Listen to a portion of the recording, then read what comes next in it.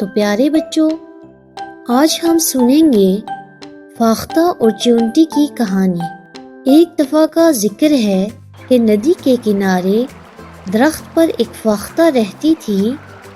اسی درخت کے نیچے ایک چیونٹی بھی بل میں رہا کرتی تھی۔ ایک دن چیونٹی کو بہت پیاس لگی۔ وہ پانی پینے کے لیے ندی کی طرف گئی۔ جیسے ہی وہ پانی پینے لگی تو پھسل کر پانی میں گر گئی۔ چیونٹی کو تیرنا بھی نہیں آتا تھا۔ فاختہ کی چیونٹی پر نظر پڑی۔ اپنی ہمسائی کو موت کے منہ میں جاتا ہوا دیکھ کر وہ بے قرار ہو گئی۔ فاختہ نے فوراً چونچ سے ایک پتا توڑا اور ندی میں چیونٹی کے آگے پھینک دیا۔ چیونٹی بڑی کوشش کے بعد پتے پر سوار ہو گئی اور ندی سے باہر نکل آئی۔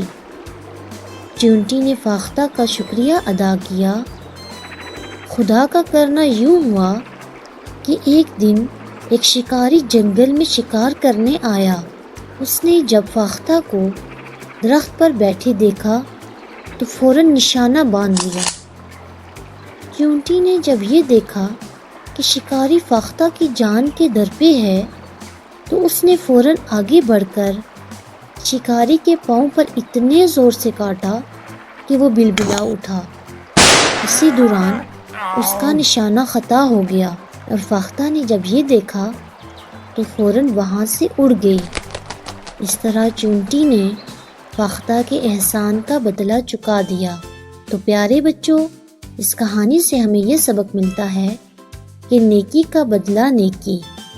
اگر آج کسی کے ساتھ اچھا کریں گے تو بدلے میں آپ کے ساتھ بھی اچھا ہی ہوگا۔ تو پیارے بچوں، اگر آپ کو ہماری ویڈیو اچھی لگی تو پلیز لائک کریں اور ایسے ہی مزیدار کہانیوں کے لیے ہمارے چینل کو سبسکرائب کریں تاکہ ہماری ہر نئی آنے والی ویڈیو آپ کو ملتی رہے۔